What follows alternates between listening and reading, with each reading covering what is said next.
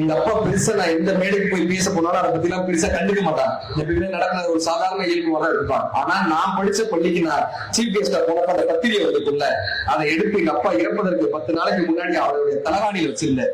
தலகாணியில் வச்சிருந்தேன். இன்னைக்கும் அவருடைய உடல்லாம் எடுக்கும்போது அந்த தலகாணி கீழே அந்த பத்திரிகை இருந்துச்சு.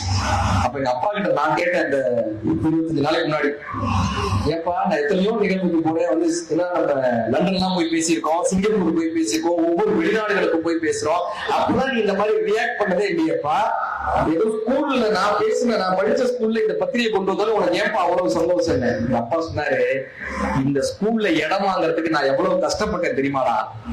6ஆவதுல உன்னை கொண்டு போய் சேர்க்கறதுக்கு ஹெட் மாஸ்டர் வீட்டு வாசல்லையே காலையிலே நிற்பேன். அவர் வந்த உடனே என் முகத்தை பார்க்கணுன்றதுக்காக காலையிலே நிற்பேன். அந்த அப்ளிகேஷன் ஃபார்மை கொண்டு போய் ஸ்கூல் வாசல்லையே காத்திருந்தேன். அதுக்கு ஃபீஸ் கட்ட அவ்வளவு கஷ்டப்பட்டேன்.